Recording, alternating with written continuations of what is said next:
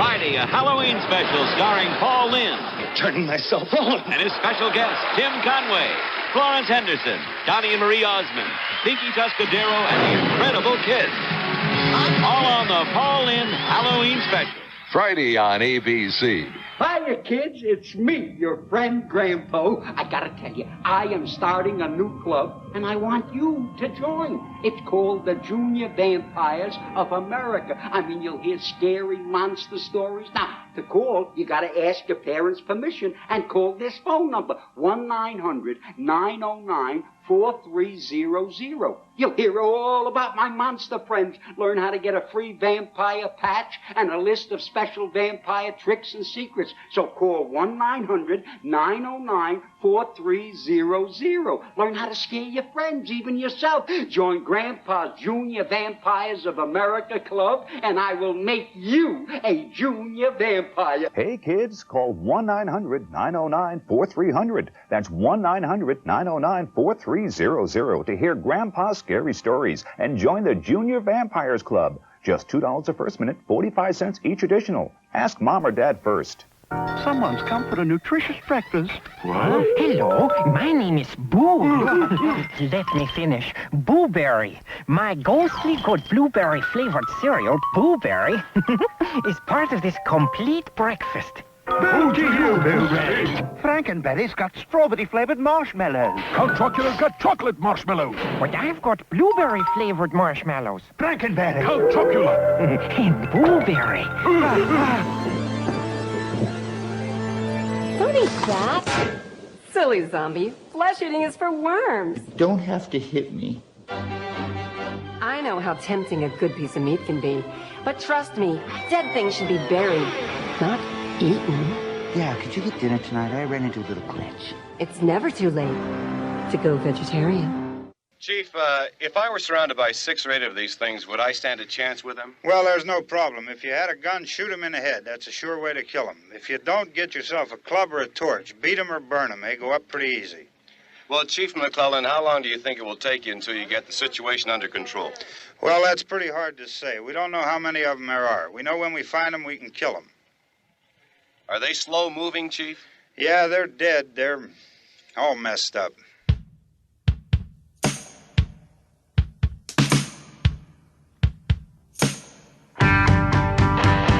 First of all, happy Halloween.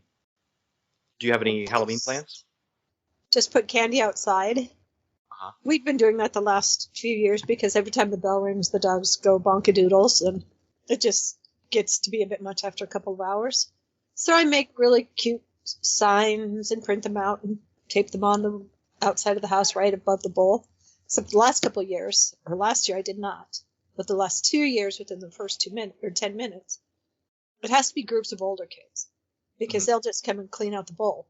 I was going to say that's the risk you take, right?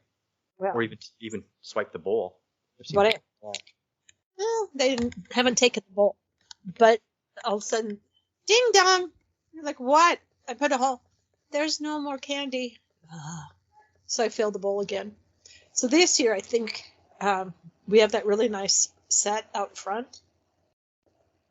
Mm-hmm. So I might pretend, make a ha ghost or this or that or whatever, but then dress up and sit there myself. Oh. And not move. Then if I see big kids try and do that, because it happens early. Yeah. Just scream like a banshee and jump up like a big fat monster, scare the crap out of them. Laugh, hope one or two of them wet themselves, and then I'll go inside. I'll go next door and have cocktails. Now, Nebraska's not an open carry state, is it? Because Downage? Yeah. You don't want to run the risk of getting shot. Shoot me on my property. Oh, yeah, actually, if they shoot you on your property, then you're completely justified. Then I guess my son doesn't have to worry about paying for school, does he? Right. You know what? Casey is probably going to have the most exciting Halloween of all of us. She's going to Harryween. Do you know what Harryween is? No, but it does not sound attractive. Well, it doesn't sound attractive. I can't imagine that they don't know how to go to Harryween? What the hell? Harryween. No. It's okay. Harry Styles. Oh. Right. Hubba Hubba. Harry Styles apparently now has a tradition of doing shows on Halloween, and they're called Harryween, which Now sure it's someone's like laughing. Yeah, so she and some friends are going to that, and I'm sure it's going to be exciting. I don't know. It's my one day off, so I'll probably be hanging out watching monster movies. Pretty much like any other night. That was a fine accidental segue into. I watched the new Halloween movie. Oh, okay. Halloween Kills. So did I. What'd you think? Killed my time. I tried. And because Jamie Lee Curtis, come on. And now, I understand that in movies, suspended disbelief is necessary. But what town, after something like that happens, is not going to tear down the house, first of all? Okay, good point. Yeah. Suspension of disbelief is only appropriate to a point. Well, and then not only did they not tear it down, spoiler alert, Big John and Little John completely refab it. Flip that house they did. And then, okay, we all know that normal pain and agony and injury don't kill Mike Myers, right? No, he seems to be pretty indestructible. He's Jason Voorhees, basically. So you can cut off his head, you can set him on fire, you can you can shoot him repeatedly. The pitchfork, what makes you think you'd slap it in his back once and walk away? You stick a Exactly. knife in his back, you hit him a few times with baseball bats. And why did they let him pick up his mask? There should have been a little fish hook there. Then when he reached for it, they just, a little insult to injury. You beat him to a pulp till his skull is flattened. Then you have all of those trucks. This gets a little dark, people. You get his wrists, you get his ankles, and you drive different directions, opposite directions. You know what I'm saying here? Completely dismember the thing. Yep. It's really, it's very frustrating in horror movies. People don't get that there's suspense and then there's putting somebody into a stupid situation that they probably wouldn't have gone into just because you want to get them into don't worry guys, I'll be right back, that kind of a situation. And then they go out, I'm going to take a look outside with my flashlight. Yeah. And they go into these houses that are scary and they don't turn on the light because I can sneak up on them because they didn't hear the door and they don't hear my steps and they don't hear me saying, Jamie? At that point, they can also, it's in the dark, your other senses become more keen. Yeah, we'll go with that word right now. Come on. And then when the whole big group is going looking for him, and you send little tiny groups of people who are completely unprepared. I saw his face. Well, send him to your plastic surgeon and maybe he'll look better. I don't know. What do you want me to say? When the mask came off, I was a little nervous because I expected that they were going to show us the face, which is kind of a cardinal rule that you don't do that in a Halloween movie. There's a glimpse in the first Halloween, which really stands alone. I mean, the sequels are an afterthought. In the first film, we do see Michael Myers' face for a flash, just a real flash, when Jamie Lee kind of pulls his mask off a little bit and he's putting it back on. But it's very brief. It works that way. If we'd gotten a good look at his face, then he would just be a guy. Yeah. It's like, oh, that's what Michael Myers is like. He's just this guy. So, yeah, I was nervous that they were going to show us full on his face. And at least they didn't do that. It's a stupid movie. It's stupid, but, anybody who's still into the Halloween movies this far down the line, you don't care if it's stupid. Stupid is almost a feature, not a bug at this point. Because I was just, at this point, they've been through it so many times. At this point, if you haven't got it figured out, I don't want to say any of these sweet, kind people deserved what happened. Evil dies tonight. Anthony Michael Hall is in this one, in Halloween Kills. Anthony Michael Hall plays the grown-up version of the little kid, Tommy, from the first one. And here's something that bugged me about this, because they brought back the girl, well, we talked about her last week, Kyle Richards. They brought her back. She was the little girl in the original Halloween, and they brought her back, so she plays the grown-up version. And they brought back a couple of other people, survivors from the first movie. But Tommy Jarvis, that's Friday the 13th. Tommy, Tommy Wallace from Halloween. The kid is grown up now, and he's still an actor, but they passed him over to get Anthony Michael Hall. I mean, I don't know. Maybe Is Anthony they Michael have Hall a look draw? tougher. Well, I true. mean, he is big. True, but it's like throw the guy a bone. You know, you give everybody else a shot. I mean, Kyle Richards doesn't look like she looked when she was a kid. I mean, I guess. Yeah, but she's kind of a draw. Real Housewives. She's okay. But the woman who played the nurse in the original is back, and it was stupid. I think a movie like that is so kind of review proof that you're going to get what you expect. You go into Halloween Kills knowing it's the 15th Halloween movie or whatever it is. 15, 30 seconds. Something like that. And you're still willing to suspend disbelief. You'll have fun with it. Good I luck, don't know. gang. For the record, the original is in a class by itself. The original is a classic. The John Carpenter Halloween, 1978, is a classic. Now, part 2... I watch it now, and some of the acting drives me crazy.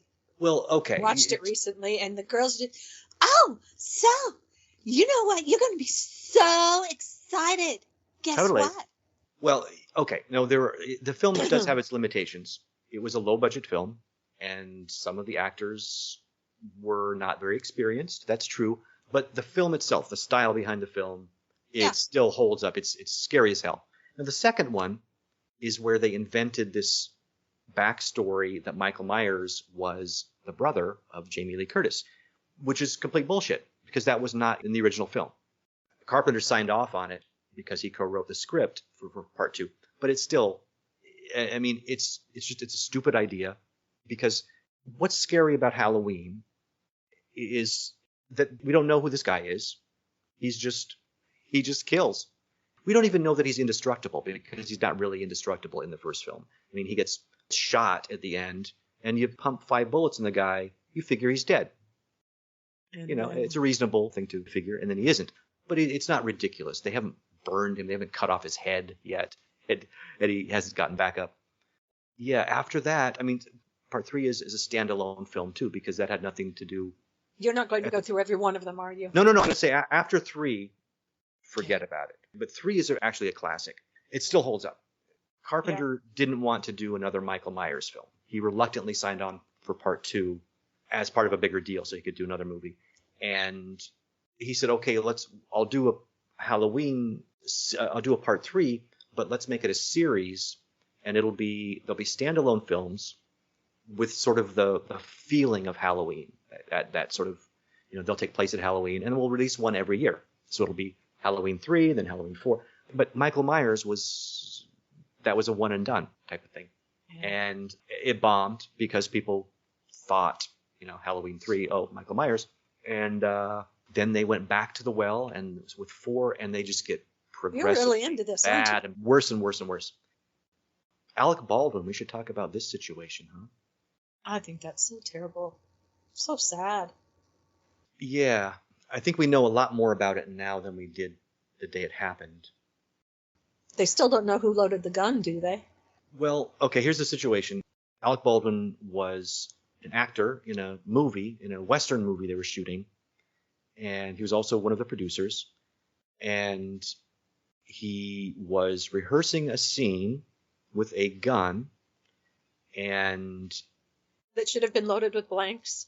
Yes. It should, well... It was not supposed to be loaded with live rounds. Well, no. Well, a blank is a live round, but no. Here's the thing. I actually watched.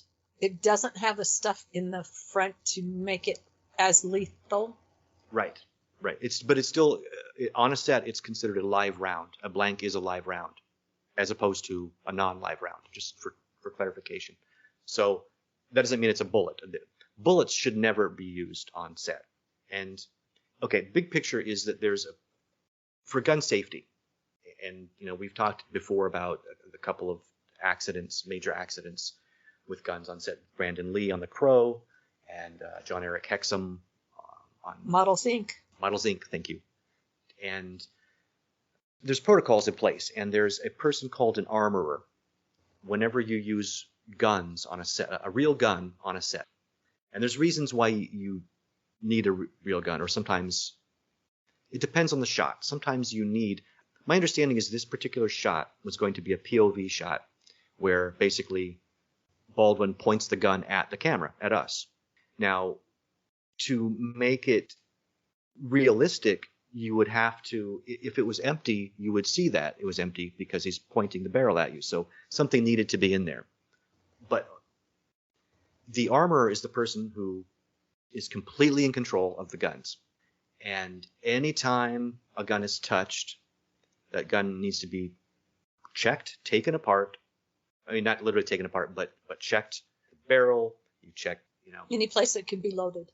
Exactly. Any place you could put a bullet or a shell. Right. You shine a flashlight through it to show that it's a clear passage. So no one is supposed to touch the gun.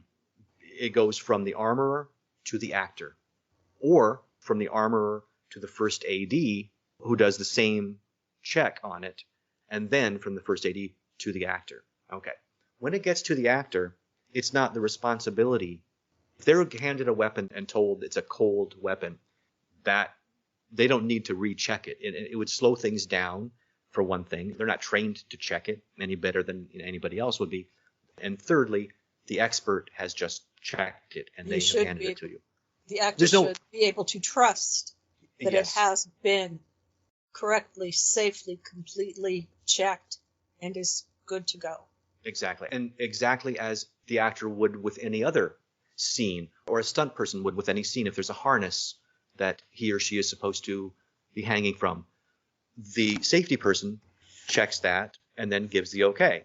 So he fired the round, and it was a live round, and it hit the cinematographer and killed her, hit her in the stomach apparently and killed her, and went through her and hit the director who was standing behind her.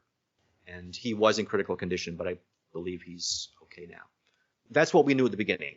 Now it's come out that the armorer was not on set at that particular time, which is completely a no-no. We also know that the union crew walked off the set because of safety concerns, because safety regulations weren't. And in fact, two guns were fired in the week before this incident. So everybody walked off set. The production hired a bunch of scabs, non-union people, to work. Okay. The armorer... She said she wasn't properly trained. That's another thing. The armorer is the daughter of a famous armorer. And I'm sure we'll learn more about this as this unfolds, but apparently she was not trained that well, and she basically got the job because of her last name, because of her father's reputation. And then I guess here's the real egregious part. Apparently, because the gun they were using in the scene was like some cool old gun, like some period gun. I'm appropriate. Yeah, exactly, because it's like a period piece. And so a couple of the crew members were on the day off. We're doing target practice. We're shooting cans with using real bullets and using this gun. That should never have happened. Didn't they say that gun had misfired a couple times? There had been problems with that gun the week before, which had really upset some folks. I don't know if it was that particular gun, but yes, there definitely were gun issues. I don't know if it was that specific gun, but yes, those were some of the safety things that actually caused them to walk off. Like the entire crew basically walked off. A prop is a prop and shouldn't be handled outside the specific few who need to have contact with it. Yeah, there's strict guidelines and precautions and protocols in place, and they apparently were not following them. I mean, it isn't. People immediately said, I mean, after the Crow, didn't they put protocols in place? I mean, how could this possibly happen? The answer is yes, they did, but these people just weren't following them. It's like, how does a building fall down? Well, people were skirting the laws, basically. You get some crooked guy who gives it an inspection. People are lazy, and these people were particularly lazy. And ultimately, Alec Baldwin has to live with this because he did it. I'm of the opinion that he's completely blameless. Yes. Because of his position. And people say, well, he was a producer, so he was partially responsible for letting the scabs be hired. But I don't think that he was necessarily in that position of a producer. There's lots of producers involved in a movie that might not necessarily the same power. I mean, his involvement with being a producer might be that he was lending his name to it. He wasn't calling the shots. Anyway, of course, the right-wing wackos are literally gleeful that this happened to Alec Baldwin because he is a very outspoken opponent who played the Orange Cheeto God on SNL for a couple of years. So he's an enemy. So Candace Owens, Candace Owens, the yes, Aunt Tom, out loud what I Uncle Thomasina. She said that, she tweeted and then she deleted the tweet, but of course everything's permanent. And she tweeted that it was poetic justice that this woman was killed because of Alec Baldwin's gross political stance or whatever. So this woman, the cinematographer, who we don't even know what her politics were. Apparently she was a wonderful person. Well, no, but it's okay. She's collateral damage. She died so that Alec Baldwin could suffer for his mistreatment of Donald Trump, is what she's saying. I know. I get it. Yeah.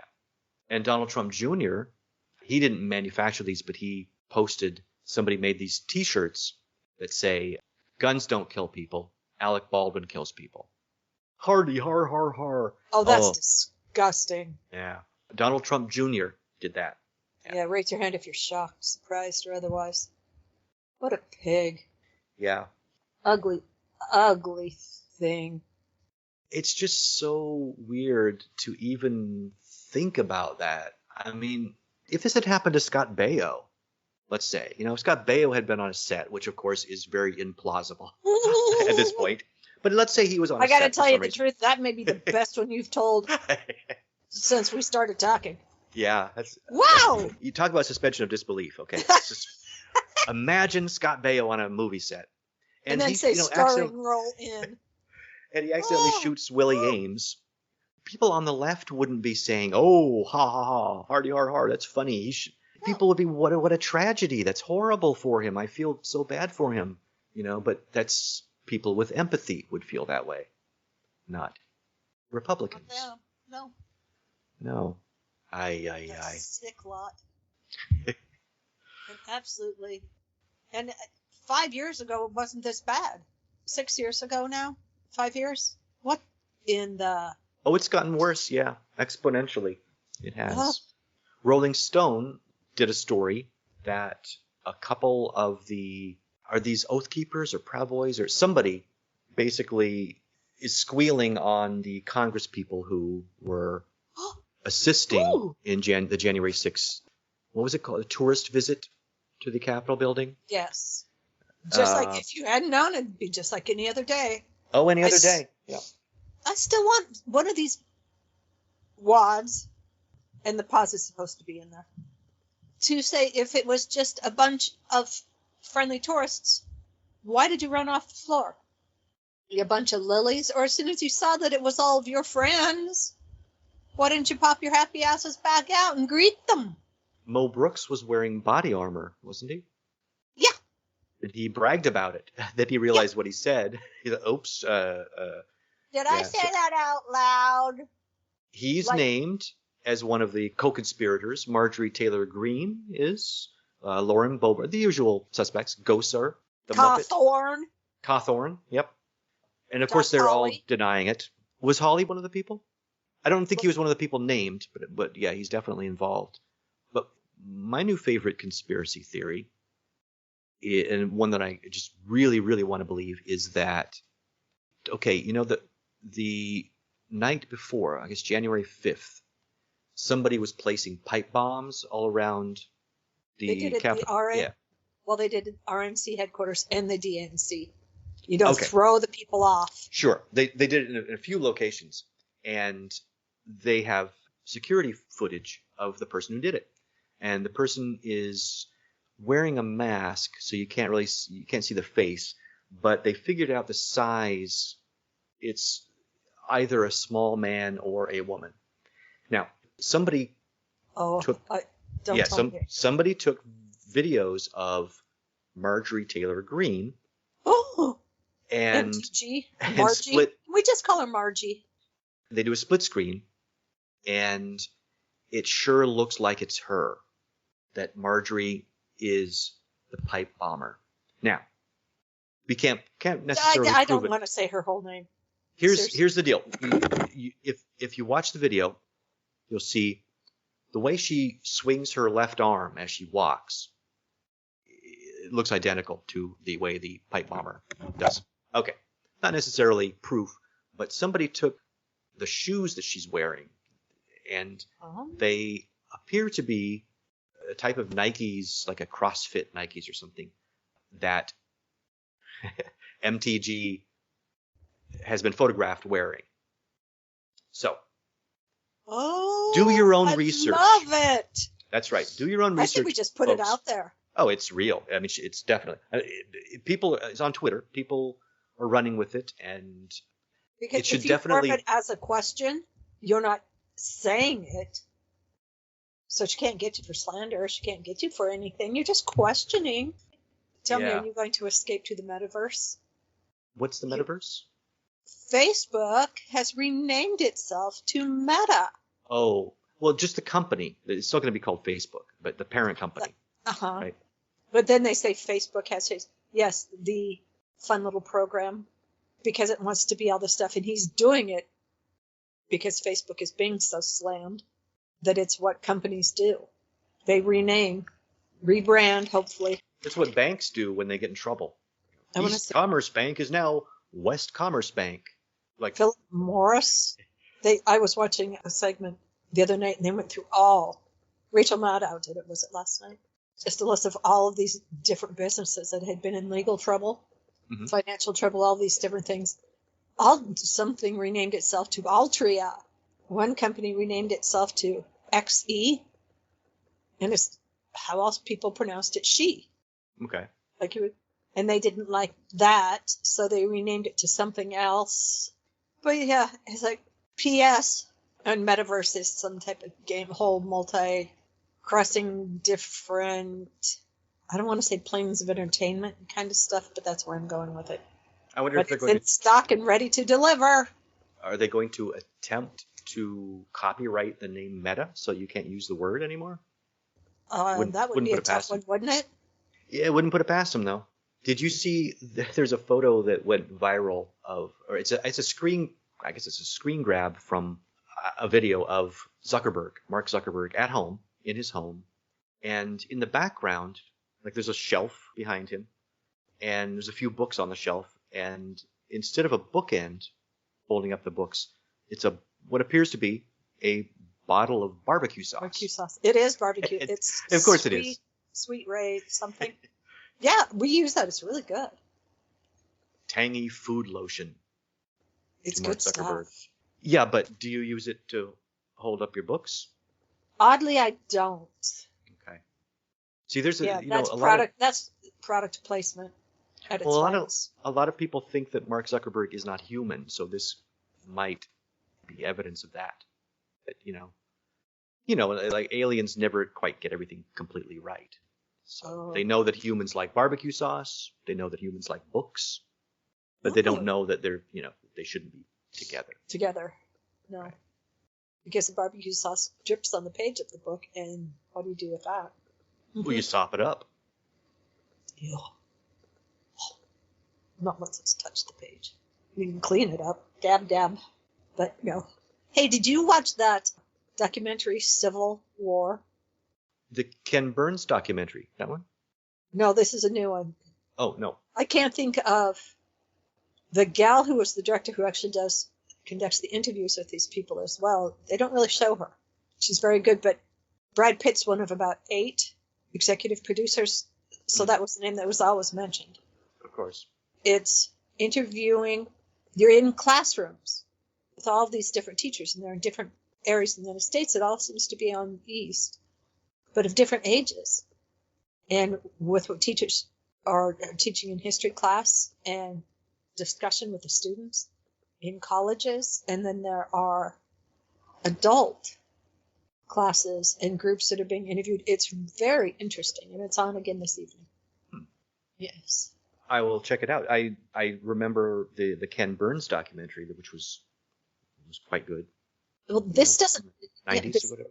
Doesn't discuss the war itself as much as what's causing get it civil, like civil society war. A war against civility. Yes, but a lot of it is what's causing the racial divisions. And so it is. The Civil War has to be discussed, of course. It's very enlightening. It's just educational. At what point can we start referring to it as the first Civil War? Is that like in the next year or so? Probably. Yeah, I was watching an interview again where one of the crazy right-wingers was hosting an event in some town, and they send the person around the crowd with the microphone. Mm-hmm. And some guy then asked, when do we get to start using our guns? Oh, yes. This was a Charlie Kirk performance, whatever you call it. And he was like, but he didn't say no. If you notice, he didn't. He said that. No. He said, we don't want to do that because that's what they want us to do. That's what Charlie Kirk said. So not, we don't want to kill people. Hey, guy, you're going too far. None of that. That's not what he said. Well, he couldn't say that. He would have gotten booed right out of the room. Yeah, you would think, yeah. Charlie Kirk is the guy with a little face and a big head. One of these, he and Steven Crowder and Ben Shapiro, they're all, the same grifting nonsense, but he's the one with the small face, if you're keeping score. Scabs. And then, did you hear what Rafael Cruz did? What? In Senate, there's something hearing where they're all questioning Merrick Garland for what reason, I don't know, but they are. I've got some questions for him, but probably not the same questions. Go ahead. Rafael went into this huge rant because some parent at a school board meeting did the Nazi hand up in the air. Okay. And he goes in this whole thing about, shouldn't they be able to do that? Is that infringing on is that covered by the First Amendment? If a parent wants to, what can Merrick Garland say? Yes, it is. A parent should be able to do. Wait, Ted Cruz, I'm sorry, Ted Cruz is saying, Ted Cruz is defending saying, the parent. The Canadian, the guy from Canada, right? The guy who was born in Canada? That one? Who goes to Cancun? That's the guy. Yeah. He's supporting the person for doing the Nazi salute, or he's... Supporting. He is, okay. Yep.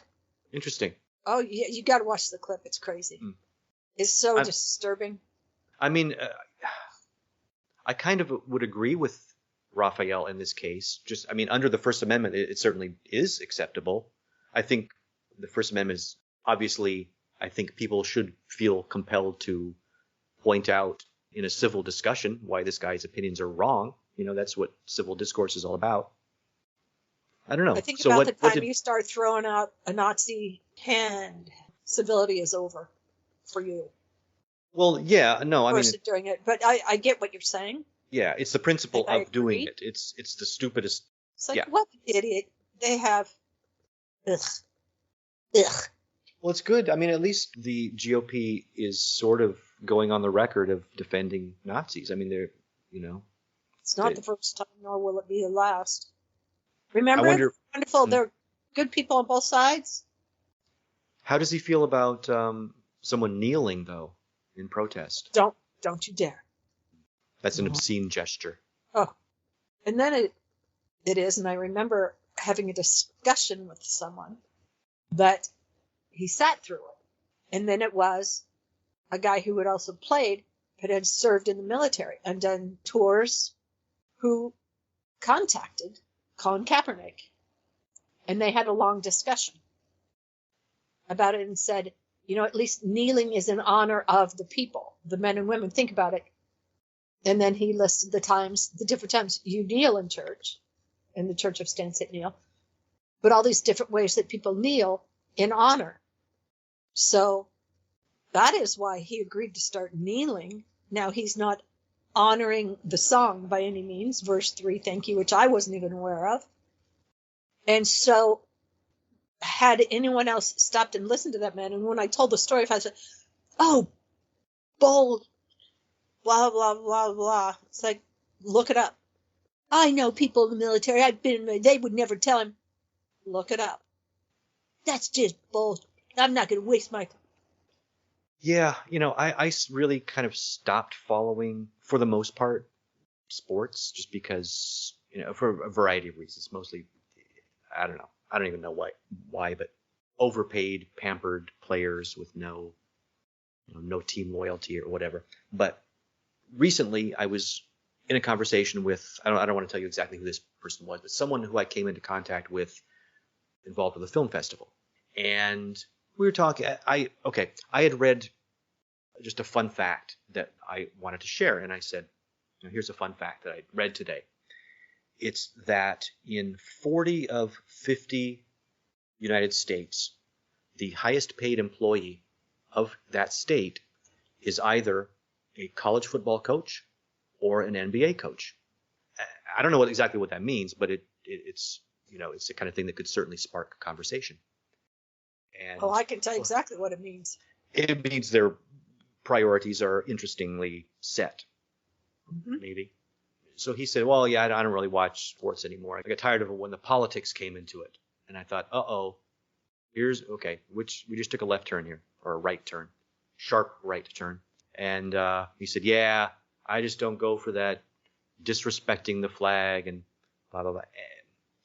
And I was like, okay, for the record, I have the opposite. I have the opposite point of view. But you can either argue with somebody, which kind of just shuts it down, or you can have fun like I did, which is pretend to agree with them but make the opposite point.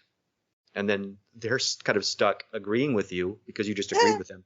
Right? So I said, you know what? I totally agree with you that politics should not be mixed with sports. In fact, the whole support the troops and the whole military flyover stuff, the military pays them. We taxpayers actually pay them it's free, it's advertising for the military. And I said, I'm completely against that. So I'm totally with you. And his head just kind of spun around a little bit. Not like that. Yeah, I'm actually serious. I like the flyovers, I have to tell you. Well, I mean, do you think that it's if they were presenting it as a commercial, it's a paid commercial. It's literally a paid commercial. This is on record. The United States government pays the NFL, whom I should also point out does not pay a cent in taxes, even though they're a billion. Yeah. We have flyovers at our stadium for every game. No, they're spectacular. And then at a certain point, obviously the planes go back to the base and the pilots come to the game. And during a commercial break, all the pilots are out on the field and they all get introduced, and it's a standing ovation every time. And then they'll have an honored guest from the military, and it's somebody who fought in Korea, or, it's an elderly gentleman who they've introduced, and they're on the Jumbotron, and you've got 90,000+ people standing up and clapping and yelling for you. And you see some of them have been dabbing their eyes because they might feel kind of old and kind of forgotten about for what they did in those days. And now all of a sudden it's like, no, what you did and who you are absolutely still matters today. So thank you. Stay strong, live long. Well, all of that can be true, and it still is, I think, an obscenity that it's this paid commercial. And it's not being presented as such. It's being presented as, hey, we support the troops. No, they're paying you to say this. How about we support the doctors? How about giving, surgeons that Jumbotron time? How about giving teachers that Jumbotron time? There's a lot of people who actually merit our praise and frontline workers. Fame. They have yeah. that. They have okay. That. All right. But my taxes are going to pay the NFL to run commercials for the Army or the Navy or the Air Force or Marines. And I'm against that. Or at least present, but that's the situation. That is the situation, though. They're not doing it for free. They're not doing it because of patriotism or anything else. I'm just talking about the flyover and the introduction of the pilots. Well, yeah, I'm not talking about anything that's on a local level. I mean, there's probably, a local organization that's a different thing. But if you watch an NFL game or if you watch a World Series or whatever, they do this support the troops stuff. And that's what I'm talking about. It's a paid advertisement. Yeah, and no. it's awful. Oh, do you ever read George Will? George Will doesn't dumb down his writing for people, for the common folk kind of thing. But he's writing about people on boards, and let me see if I can. This goof in Houston got censured because he had said some really bad things. All right, people get censored all the time, right? But then they also did a couple of things as far as holy positions, and he thought that was terrible. So he hired a private investigator to follow the other board members, did a bunch of really awful things. And he has taken it, and the first court was like, no thanks. Then the Fifth Circuit was like, oh yeah, he's got something. So now it's going to a Supreme Court. But this is, now I have to find it. Okay. The City Council of River Falls, Wisconsin, censured a member for describing someone opposed to mask wearing as, and here's the quote, and I wish this was mine, a rancid tub of ignorant contagion. Okay. A rancid tub of ignorant contagion. What part of that was a problem? I have no idea. But wouldn't you love to have been the person who came up with that and walk up to some fool not wearing a mask into some place where, of course, it's required, and just say, you, and they look and go, what? You rancid tub of ignorant contagion. And odds are they wouldn't even get it, which would make it even more fun. Just fighting words. I don't understand those words. Exactly. I don't speak liberal. I don't speak polysyllabic words. Uh-huh. So what's happening with that? Oh, the fact that it's going to a high court and that stuff like that should not, because people are censored, what they say, every 2 days, someone in some level of government, and if they all are able to go to a court, it's just going to be a mess. Now, what does censured mean anyway? It's like a very mild reprimand, but what? Yeah. What does it do in practice? Nothing, to my knowledge. That sounds fair. Let's do that then, or let's consider doing that at least. It's almost like a note to your parents, I think, where you're in some kind of trouble, but la la la la la. Sorry about the sniffling game, but I seem to have allergies on half. Yeah? Yeah. Do you get more allergies this time of year, or? Oh, all the time anymore. I seem to be immune from allergies. Yeah. I don't know why. Thank you to the 30s. I'm a superhero, apparently. Yeah. I've never broken any bones, you know that? That means I'm a superhero. Uh-huh. It's true. Uh-huh. It's true. It just means you're soft in your life. No. Activities. I had a hairline fracture in my foot one time, but does that count as a broken bone? I don't know. I'm rethinking you got it. More fracture in there. But I'm rethinking it. I'm thinking it might not count, which would prove that I'm actually a superhero. Let's see. Nose, thumb, elbow, cracked some ribs, wrist, toes. I don't know how many. Nickname Lucky. Yeah, I don't know how many times I've torn my meniscus in both knees. There's more. Oh, the big one, I was only supposed to have to wear the boot for a month, but because I worked on my feet, I ended up having to wear it 3 months. I don't even remember what I was doing, and I caught my foot. And and your foot doesn't go back. No, it shouldn't. But I stretched it as far as you could. I went in, and it's a friend of mine who's the orthopedic surgeon. And I kind of went limping in. And he's like, yeah, can you show me? I couldn't put a shoe on. And he's like, as soon as I took it off, my foot was just huge. He goes, oh, okay, yeah. It's like, yeah, I knew what it was as soon as he threw me in a huge boot.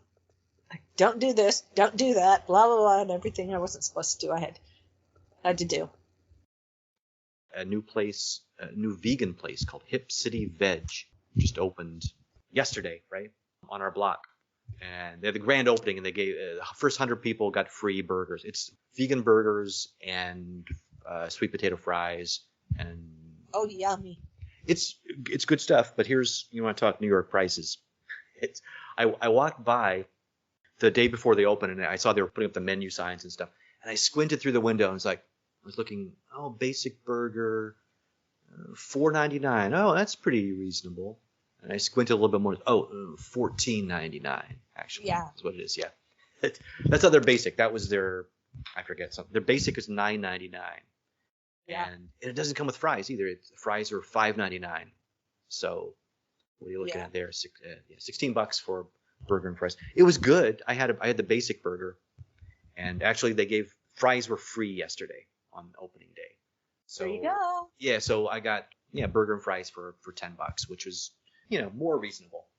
But yeah, $14.99 is their top burger, and it's like a Beyond Burger, and it's got, I think, tempeh bacon, and it's good. It's good stuff, but Yeah. that's a bit not every day. I can't do that every day. No. They opened a new restaurant on the north off 84th across from the Lancaster Event Center. Now you might think that would be great when they have all of these things that go on for days and days, because there really isn't another restaurant right in that area. You could go down the road to Taco Juan's and Renza, but no sit-down places. But it has prices that people in this area are not familiar with nor accustomed to so much, and that's not in. The restaurant is on the second level, and there's a meat market on the first level. Now, I don't know how anybody else feels about the smell of raw meat and fresh cut meat, but it makes me want to vomit. I don't know how well you could cover that. If you had that there are certain areas of town that I could see it maybe going much better, but you're barely in city limits. You're probably a mile in city limits to get to this place. The only time I would ever go by there is if I was leaving town or driving back into town. And when you're going home, you just want to get home. It isn't, I think I'll stop at the meat market. No. Yeah, they have live poultry places around. Yeah. In Bushwick, in Bushwick there was one that I would walk by, and it's like the noise and the smell. You smell it from the street. Yeah. And people go in there and they pick up their live birds and they do whatever they want to with them. Yeah. They build a coop and then they bring them home. No, these aren't. And they have chickens. They have little baby chickens. No. I didn't say they were getting them for the eggs. I just said they have chickens. Yeah, Let me live where I need to live with this, okay? They probably slaughter them on the premises for you if you don't want to do it yourself. And so you're just going to go into it. Okay. I guess. I thought I was kind of being clear. No, Let the girl have her way with this. Okay, here's a memory from my childhood, and you might have a similar memory because we grew up in the same hometown, Grand Island, Nebraska. And a field trip. I'm guessing my class was probably second or third grade. I could be wrong, there. but you weren't in Grand Island then. Okay. No. Okay, so we went to a hatchery for a school field trip. We went to a hatchery, which is where they make chickens. You go in the first room. The first room is just like immaculate, like a science fiction. Everything's painted white and clean and everything, and they had conveyor belts and this is where the chickens start out, and they put the chicken on. And please don't tell the story. Honestly, please do not. Please do not. I'm a child. We were all children, and they forced us to watch this. And then you go into the other room where they actually do it's horrifying. But we were led through there to watch the whole process. And I mean, do they still do this to kids? It was normal. It's Nebraska, so it's normal. That's not even normal. No. This is public school. This is public school in Grand Island, Nebraska. How much more normal could you get? No, I don't know where I was. They took us to a jail. Well, okay. How was that? Was one room completely immaculate and Pretty cool. There wasn't anybody in there. It was the police department. And then, so we got a whole tour of the police. See, we went to the police department and got little badges and things. And then there were no prisoners in there. And they when didn't do a scared straight with you or anything? No. We could walk in a cell, but they wouldn't close the door. No. None of that stuff. No. Yeah, I don't know. I mean, I suppose I'm traumatized by that thing, but we weren't the only class that. That town was a bit off. Yeah, we weren't certainly we weren't the only class who went there. I also remember going to the bread factory. We had a bread factory there, right? Do you remember? I don't know. That was there when we were growing up. It was still there. There was a bread factory. I've told you many times. A lot about that place has just gone. Okay, that's one of the things I remember is that there was a bread factory, and when you would drive by, you'd always have your windows down, and you would smell that fresh baked bread smell. It sort of covered up the pig shit smell, which was nice. And then became beef processing later on. Yes, the main industry in that town, right? Isn't that the slaughterhouse? The meat packing plant, however you want to call it? Yes, meat packing. Yeah, it's still a slaughterhouse. Yeah, it is. It is. I don't know. They had Cargill. Didn't they have Cargill? I'm telling you, I don't know. It was called Montfort when I remember. Yeah, but Cargill was a different industry. Okay, I'm sure they probably have changed names just like banks do, stay ahead of the creditors. But the other industry. Okay, I have to interrupt real quick. Okay. Because the TV's on and it's showing different presidents meeting with popes, and it shows the big orange thing standing next to Pope Francis, and the big orange thing's got his big face. Look at me, yeah. And I've never seen a pope look so miserable. At least with Biden, he's got a little grin, but Biden's just kind of. It's almost like for their photo, it's the one you go, okay, everybody get ready, and you click it before it's like get ready, and then all right, are you ready? 1, 2, 3. It's the okay, everybody get ready photo. It's on 2. They took the photo on 2. They hadn't even started counting. I'd never met a pope, but I guess I had 1 degree of separation from a pope. I met Ironized Cody. Remember him? Ironized Cody he actually was Italian, but he played a Native American Indian on TV, at least in commercial. In the commercial where people throw litter on the side of the road and it makes him cry. Remember that one? Oh, yes. Yeah, very well known. And he played a Native American Indian in lots of movies too, and lots of westerns. Turns out he was Italian, just an Italian actor.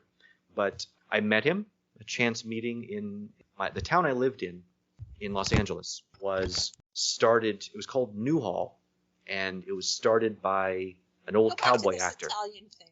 Yeah, well, that's just wrong. We'll round back to that. Oh no, we're gonna stay there for a minute. His name was like Giuseppe, or I don't know what his name was, but he was just an Italian actor. But I mean, they never had real American Indians playing real American Indians. It was always people, as far removed from that as you could be playing them. But anyway, this town was started by a Western star, William S. Hart. He was a silent Western star. And when he retired, he started this town, a little ranch town. And so they had their own version of the Walk of Fame, like the Hollywood Walk of Fame, but instead of stars, they were saddles. So they had saddles on the main street there when you walk down the sidewalk of various cowboy stars. And I happened to be driving home one day, and there was a lot of people out in the street, and so I pulled over to see what was going on, and they were giving Clint Walker his saddle. And I stood there for a minute, and then Ironized Cody walked over to me and handed me a photo about the size of a business card. It was a little Xeroxed photo of himself shaking hands with the Pope. This would have been Pope John Paul, I guess, right? The famous one, the celebrity one. And he signed it on the back, Ironized Cody. I still have that, by the way. And I still wonder to this day that if I had met Pope John Paul if he would have given me a photo of him shaking hands with Ironized Cody, signed by the Pope, so then I would have like the set. I feel pretty much like I can answer that one for you. Okay. Well, No. we'll never know. I mean, they're both deceased, so we'll never know. No. No. No. As a reforming Catholic, I can tell you no.